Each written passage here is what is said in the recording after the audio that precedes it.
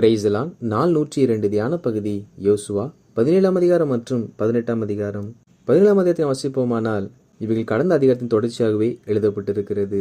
அதில் கோத்திரங்கள் பிரித்து கொடுக்கப்பட்டு யூதா புத்திரருக்கும் யோசேப்பின் குமாரனாகிய எப்ராஹிமுக்கும் மனாசேய்க்கும் பங்கிட்டு கொடுக்கப்பட்ட ஆயிற்று.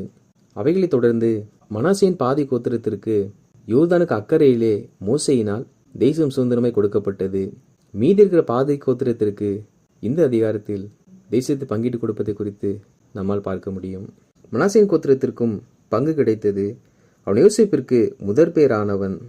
மனாசேயின் மூத்த குமாரனும் கீலேயாத்தின் தகப்பனுமான மாகீர் யுத்த மனுஷனாய் இருந்தபடியினால் கீலேயாத்தும் பாசானும் அவனுக்கு கிடைத்தது. இதில் கீலேயாத்தும் பாசானும் மூத்த குமாரனாகிய மாகீருக்கு கிடைத்ததாக சொல்லப்பட்டிருக்கிறது. இதில் இந்த இரண்டு பகுதியும் அவருக்கு கிடைத்ததற்கு இரண்டு காரணங்கள் சொல்லப்பட்டிருக்கிறது. முதலாவதாக, அவன் முதற் பிறந்தவனாம். எதை காண்பிக்கிறது என்றால், அக்காலத்தில் முதல் பிறந்தவர்களை முன்பாக வைத்தே எல்லாவற்றும் செயல்படுத்துவார்கள். ஆனால் நம்முடைய வாழ்க்கையில் எந்த ஒரு மனிதன் தேவனுக்கு இந்த எல்லாவற்றிலும் முதன்மையாக இருந்து செயல்படுகிறானோ, தேவனை முதன்மையான இடத்தில் வைத்திருக்கிறானோ, அவனுக்கு தேவன் எல்லாரை காட்டிலும் சிறந்த பகுதியை, சிறந்த ஆசீர்வாதத்தை கொடுப்பார். இரண்டாவதாக, இவன் ஒரு யுத்த மனுஷனாக இருந்தான் என்பதாக சொல்லப்பட்டிருக்கிறது. யுத்த மனிதன் என்றால் அவன் யுத்தம் செய்பவன் அல்ல, யுத்தத்தில் ஜெயிப்பவன். அப்படின்றால் தேவ பிள்ளைகளாகிய நாம் நமக்கு விரோதமாக வருகிற எல்லா போராட்டங்களிலும் சோதனைகளிலும் நாம் ஜெயிக்கிறவர்களாய் காணப்பட வேண்டும். அப்படி ஜெயிக்கிறவர்களுக்கு கர்த்தர் சிறந்த ஆசீர்வாதங்களை தருவார். இந்த மாகீர் முதற் பிறந்தவனாய் இருந்து யுத்தத்தில் வல்லவனாய் இருந்தபடியினால் கீலேயாத்தும் பாசானும் அவனுக்கு கிடைத்தது. மேலும் மனாசேயின் கோத்திரத்தில் செலோப்பியாத் என்பவனுக்கு குமாரர் இல்லை. ஆனால் அவனுக்கு மக்லால், நோவால், ஒக்கால், மீக்காள், திர்சால் என்னும் 5 குமாரத்திகள் இருந்தார்கள். அந்த 5 பேரும் ஆசாரியனாகிய எலெயாசார், நூனின் குமாரனாகிய யோசுவா, இஸ்ரவேலின் பிரபுக்கள் இவர்கள் எல்லாருக்கும் முன்பாக வந்து நின்று, எங்கள் சகோதரர் நடுவே எங்களுக்கு சுதந்திரம் கொடுக்கும்படி கர்த்தர் மோசேக்கு கட்டளையிட்டார் என்றார்கள். ஆகையால் அவர்கள் தகப்பனுடைய சகோதரரின் நடுவே கர்த்தருடைய வாக்கின்படி அவர்களுக்கு சுதந்திரம் கொடுத்தான். மோசே வாழ்ந்த காலத்திலேயே இந்த 5 பெண்களும் மோசே இடத்தில் சென்று, எங்கள் தகப்பனுக்கு குமாரர் இல்லாதபடியினால் எங்களுக்கு எந்த ஒரு சுதந்திரமும் கிடைக்காது, எனவே எங்களுக்கும் சுதந்திரம் தர வேண்டும் என்பதாக கேட்டார். அப்பொழுது மோசே அதை கர்த்தருக்கு தெரியப்படுத்த, கர்த்தர் அவர்கள் கேட்பது சரியே என்று சொல்லி அவர்களுக்கும் அவர்கள் ஜனங்கள் நடுவே சுதந்திரம் கொடுக்கும்படி சொன்னார். அதே மோசே இஸ்ரவேல் ஜனங்கள் எல்லாருக்கும் முன்பாக கட்டளையிட்டு சொன்னார். அவர்கள் கானான் தேசத்தை சுதந்திரித்த பிற்பாடு அவர்களும் மனாசேயின் கோத்திரமாய் இருந்தபடியினால் மனாசே கோத்திரத்துக்கு தேசம் பங்கிடும் பொழுது அவர்கள் யோசுவாவிடத்தில் வந்து கர்த்தர் சொன்ன வார்த்தைகளை நினைப்பூட்டுகிறார்கள்.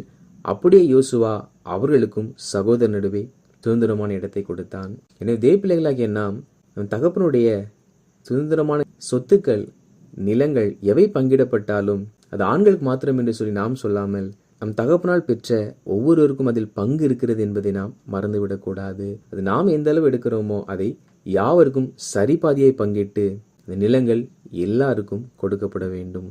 மேலும் தப்புவாவின் நிலம் மனாசேக்கு கிடைத்தது. மனாசேயின் எல்லையோடு இருக்கிற தப்புவாவோ எப்ராஹிம் புத்திரரின் வசமாயிற்று. அதாவது இந்த தப்புவா என்கிற நிலம் அது மனாசேக்கு சுதந்திரமாய் கொடுக்கப்பட்டதாம். ஆனால் அதில் எல்லையில் இருக்கிற ஒரு பகுதி எப்ராஹிம் புத்திர வசமாய் இருந்ததாம். அப்படி என்றால் இந்த தப்புவாவில் 90% மனாசேக்கு இருந்தாலும் மனாசேயினுடைய அந்த எல்லை பகுதியில் எப்ராஹிம் சிறிது பகுதியை அவர்கள் ஆக்கிரமித்திருந்தாலும் மனாசே அதற்கென்று சண்டையிடாமல், அதை பெரிதாய் கொள்ளாமல், அதை குற்றப்படுத்தாமலும் இருந்தார்கள். நாமும் கூட நம்முடைய சுதந்திரத்தை, நம்முடைய ஆசீர்வாதத்தை யாராகிலும் சிறிதளவு எடுத்துக்கொண்டாலும் நாம் உக்கிர கோபம் கொண்டு அவர்களுக்கு விரோதமாய் எழும்பாமல் நாமும் அனுசரித்து போகிற தேவ பிள்ளைகளாய் காணப்பட வேண்டும். காரணம், அப்படி அனுசரித்து போகும் பொழுதே நாம் தேவ பிள்ளைகளாய் வாழ முடியும். தென்னாடு எப்ராஹிமுடையது, வடநாடு மனாசேயினுடையது. அதாவது மனாசேயின் கோத்திரத்திற்கு அருகாமையில்தான் எப்ராஹிமினுடைய கோத்திரம் இருந்திருக்கிறது. மனாசேயும் எப்ராஹிம் ஒரே தாயின் வயிற்றில் பிறந்த சகோதரர்கள்.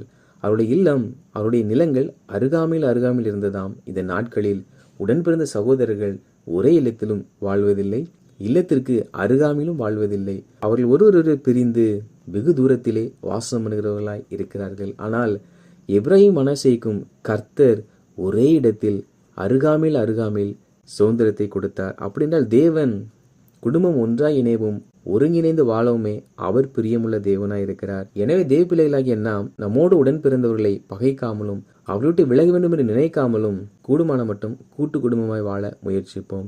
இல்லாவிட்டாலும் அருகாமையிலாவது வாழ முயற்சிப்போம். அப்படி வாழ்வதையே தேவன் விரும்புகிறார். மேலும் இதில் பிட்சேயான், இப்ளேயாம், தோரின், ஏந்தோர், தானாகின், மெகிதோ இவை அனைத்தும் மனாசேக்கு சுதந்திரமாய் கொடுக்கப்பட்டது. மனாசேயின் புத்திரர் அந்த பட்டணங்களின் குடிகளை துரைத்துவிட கூடாமற் போயிற்று. கானானியர் அந்த சீமையில் தானே குடியிருக்க வேண்டும் என்று இருந்தார்கள். நம் முன்பு வாசித்த இந்த எல்லா குடிகளும் ஊர்களும் மனாசேக்கு சுதந்திரமாய் கொடுக்கப்பட்டது. ஆனால் மனாசேயின் புத்திரரினால் அவர்களை துரத்திவிட முடியாமல் போயிற்றாம். காரணம் என்னவென்றால் மனாசே என்பது ஒரு சிறிய கோத்திரமாய் இருந்தது. மேலும் இஸ்ரவேல் புத்திரர் பலத்த போதும் கானானியரை முற்றிலும் துரத்தி விடாமல் அவர்களை பகுதி கட்டுவர்களாக்கி கொண்டார்கள். மனாசே சிறிய கோத்திரமாய் இருந்தார்கள். இஸ்ரவேலர்கள் பலத்த போதும் கானானியரை முற்றிலும் துரத்திவிட முடியாமல் அவர்களை தங்களுக்கு வேலைக்காரர்களாக மாற்றிக் கொண்டார்களாம். அப்படி என்றால் இவர்கள் அவர்களை முறியடிக்க வேண்டும் என்று விரும்பாமல் அவர்களை தங்களுக்கு அடிமைகளாக மாற்ற வேண்டும் என்று விரும்பினார்கள்.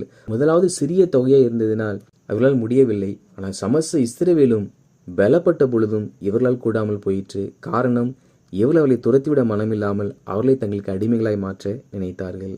மேலும் யோசேப்பின் புத்திரராகிய மனாசேயும் எப்ராயிமும் யோசுவாவை நோக்கி, கர்த்தர் எங்களை இதுவரைக்கும் ஆசீர்வதித்து வந்ததினால் நாங்கள் ஜனம் பெருத்தவர்களாய் இருக்கிறோம். நீர் எங்களுக்கு சுதந்திரமாக ஒரே வீதத்தையும் ஒரே பங்கையும் கொடுத்தது என்ன என்பதாக கேட்கிறார்கள். அதாவது தாங்கள் அதிக ஜனங்களாக இருக்கிறோம் என்றும் எங்களுக்கு சிறிய பங்கையை நீர் கொடுத்திருக்கிறீர் என்பதாகவும் யோசுவாவிடத்தில் சொல்லுகிறார்கள். அப்பொழுது யோசுவா, நீங்கள் ஜனம் பெருத்தவர்களாயும் எப்ராயிம் மலைகள் உங்களுக்கு நெருக்கமாயும் இருந்தால் பெரிசியர் ரெபாயிமியர் குடியிருக்கிற காட்டு தேசத்துக்கு போய் உங்களுக்கு இடம் உண்டாக்கி கொள்ளுங்கள் என்றார். அதாவது நீங்கள் பெரிய ஜனமாகவும் இடம் உங்களுக்கு போதுமானதா இல்லை என்றால் நீங்கள் போய் பெரிசியரையும் ரெபாயிமியரும் சுதந்திரித்துக் கொள்ளுங்கள் என்பதாக யோசுவா சொல்லுகிறார். அவர்களோ அவர்களை பார்த்து பயந்து அந்த கானானியரிடத்தில் இருப்பு ரதங்கள் உண்டு என்பதாக சொல்லுகிறார்கள். யோசுவாவோ அவர்களை நோக்கி, நீங்கள் ஜனம் பெருத்தவர்கள், உங்களுக்கு மகா பராக்கிரமமும் உண்டு. உங்கள் பங்கு மாத்திரமல்ல, மலை தேசமும் உங்களுடையதாகும். காடானபடியினாலே அதை வெட்டி சீர்படுத்துங்கள். அப்பொழுது அதை கடையாந்திரம் மட்டும் உங்களுடையதாயிருக்கும். கானானியருக்கு இருப்பு ரதங்கள் இருந்தாலும் அவர்கள் பலத்தவர்களாய் இருந்தாலும் நீங்கள் அவர்களை துரத்துவீர்கள் என்றார். அதாவது இவர்கள் இடம் போதுமானது அல்ல என்று கேட்ட பொழுது யோசுவா பெரிசியரை காண்பித்து அந்த மலை நாட்டை சுதந்திரிக்கும்படி சொல்லுகிறார். இவர்களோ அவர்களை பார்த்து பயப்படுகிறார்கள். காரணம், அவரிடத்தில் சக்தி வாய்ந்த இருப்பு ரதங்கள் இருக்கிறதாம். யோசுவாவோ, நீங்கள் பராக்கிரமசாலிகள், அவர்கள் உங்களை காட்டிலும் பெரியவர்களாய் இருந்தாலும் நீங்கள் அவர்களை முறியடிப்பீர்கள் என்பதாக விசுவாச வார்த்தைகளை சொல்லுகிறார். இதே போலதான் இந்த நாளிலும் கர்த்தருடைய ஜனங்கள் தங்கள் யார் என்பதையும் தங்களோடு இருக்கிற தேவன் யார் என்பதையும் உணர்ந்து கொள்வதில்லை. சூழ்நிலையை பார்த்தே பயந்து கொண்டிருக்கிறார்கள். ஆனால் மெய்யாகவே ஒரு மனிதன் ரட்சிக்கப்பட்டான் என்றால் அவன்தான் இந்த உலகத்தில் பலசாலி. காரணம், அவன் ஒன்றான மெய்தேவனுடைய பிள்ளையாயிருக்கிறான். ஒன்றான மெய்தேவனை விசுவாசிக்கிறவனாய் இருக்கிறான். ஒன்றான மெய்தேவனை நோக்கி ஜெபிக்கிறவனாய் இருக்கிறான். அப்படிப்பட்டவன் தான் பராக்கிரமசாலி. எனவே நாம் சுற்றி இருக்கிற எதையும் நோக்கி பார்க்காமல் உலகத்தில் இருக்கிற பிரச்சனைகள், பிசாசுகள் எல்லாவற்றை காட்டிலும் நமக்குள் இருக்கிற தேவன் பெரியவர் என்பதை ஒவ்வொரு நாளும் உணர்ந்து கொள்ளுகிறவர்களாய் காணப்பட வேண்டும். 18ஆம் அதிகாரத்தை நாம் வாசிப்போமானால் அதில் இஸ்ரவேல் புத்திரர் எல்லாரும் சீலோவிலே கூடி தேவனை ஆராதிப்பதற்காக ஆசரிப்பு கூடாரத்தை அங்கே நிறுத்தினார்கள். தேசம் அவர்கள் வசமாயிற்று. அதாவது ஆசரிப்பு கூடாரத்தை நிறுவின பிற்பாடுதான் தேசம் முழுவதும் அவர்கள் கைக்குள் அடங்கினதாம். அப்படி என்றால் நம் இந்திய தேசம் முழுவதும் தேவனுக்கு சொந்தமாய் மாற வேண்டும் என்றால் எல்லா பகுதியிலும் தேவனுடைய சபையானது நிறுவப்பட வேண்டும். தேவனுடைய சபை நிறுவப்படும் பொழுதே தேசம் முழுவதும் கர்த்தருடைய வசமாகும். அப்பொழுது யோசுவா எல்லா இஸ்ரவேல் புத்திரரை நோக்கி, உங்கள் பிதாக்களின் தேவனாகிய கர்த்தர் உங்களுக்கு கொடுத்த தேசத்தை சுதந்திரித்துக் கொள்ளப் போகிறதற்கு நீங்கள் எந்த மட்டும் அசதியாய் இருப்பீர்கள் என்பதாக ஜனங்களை கடிந்து கொள்ளுகிறார். அதாவது யோர்தானுக்கு அக்கறையில் 2½ கோத்திரத்திற்கு தேசம் பங்கிடப்பட்டாயிற்று. யோர்தானை கடந்த பிற்பாடு 2½ கோத்திரத்திற்கு தேசம் பங்கிடப்பட்டாயிற்று. இன்னும் 7 கோத்திரங்களுக்கு தேசம் பங்கிடப்படவில்லை. எனவே யோசுவா எந்த மட்டும் அசதியாய் இருப்பீர்கள் என்பதாக ஜனங்களை திட்டுகிறார். நம்ம இந்திய தேசமும் கூட அறுவடைக்கு ஆயத்தமாக இருக்கிறது. ஆனால் இன்னும் அவைகள் தேவனால் சந்திக்கப்படாமல் இருப்பதற்கு காரணம் என்னவென்றால் தேவ ஜனங்கள் அசதியாய் இருக்கிறார்கள். நாம் அசதியாய் இருக்கிறபடினால்தான் தேசம் ஆபத்திற்குள்ளாகவும் பிசாசின் போராட்டத்திற்குள்ளாகவும் தீமைகளுக்குள்ளாகவும் அழிவுக்குள்ளாகவும் சிக்கி கொண்டிருக்கிறது. எனவே நாம் அசதியாயிராமல் தேசம் ரட்சிக்கப்பட ஜாக்கிரதையாய் செயல்பட வேண்டும். இவைகளுக்கு பின்பு யோசுவா கட்டளையிட அவர்கள் சென்று தேசத்தை அளந்து அவைகளை 7 பங்குகளாக பிரித்து வருகிறார்கள். அப்பொழுது தேவனுடைய சமூகத்தில் வைத்து தேசமானது சீட்டு போட்டார்கள். அந்த சீட்டானது பென்யமீன் புத்திரர் பேரில் விழுந்தது. இந்த பென்யமீனுடைய இடம் யூதா புத்திரருக்கும் யோசேப்பின் புத்திரருக்கும் நடுவாக இருந்தது. மேலும் பென்யமீன் புத்திரருக்கு எரிகோ முதற்கொண்டு காபா வரையிலும் 12 பட்டணங்களும் அவைகளின் கிராமங்களும், கிபியோன் முதற்கொண்டு கீரையாத் என்னும் 14 பட்டணங்களும் அவைகளின் கிராமங்களும் சுதந்திரமாய் கொடுக்கப்பட்டது. வாசித்த இந்த அதிகாலையின்படி கர்த்தருடைய ஜனங்களாகிய நாம் தேவனை முன்பாக வைத்து தேவனுடைய காரியங்களில் முன்பாக இருந்து செயல்பட்டு எல்லாவற்றிலும் ஜெயம் பெற்று நம்மோடு உடன் பிறந்த சகோதரிகளுக்கும் நம் தகப்பன் சுதந்திரம் வரும் என்றால் அவர்களுக்கும் அதற்கேற்ற சரி பங்கு கொடுத்து நம் எல்லை பிறர் ஆக்கிரமித்தால் அவரோடு நாம் வழக்காடாமல் நாம் நம் உடன் பிறந்தவர்களும் அருகாமையில் இருக்கும்படியான வாய்ப்புகள் கிடைத்தால் நாம் அதை தவிர்க்காமல் சுற்றிக்கு பிரச்சனையை பார்க்காமல் நம்மோடு இருக்கிற தேவன் பெரியவர் என்பதை உணர்ந்து கொண்டு தேசம் கர்த்தருடைய வசம் ஆக வேண்டும் என்றால் தேசம் முழுவதும் சபைகள் உருவாக்கப்பட வேண்டும் என்று ஜெபித்து உதாதத்துவமாய் சபை கட்டப்படுவதற்கென்று நம் கரங்களை விரித்து தேசம் சுதந்திரிக்கப்பட நாம் அசதியாய் இராமல் ஜாக்கிரதையாய் இருந்து தேசத்தின் ரட்சிப்பிற்காக ஜெபிப்போம். நிச்சயமாக கர்த்தர் தேசத்தை சந்திப்பார். சபை இல்லாத கிராமங்களில் சபைகள் எழுப்பப்படும். அதற்கு பிரயாசப்பட்ட நமக்கு அதற்கேற்ற பங்கும் பாக்கியமும் கிடைக்கும். கர்த்தர் தாமே நாம் செய்கிற எல்லாவற்றிற்குரிய பலனை நமக்கு கட்டளையிடுவாராக. ஆமேன்.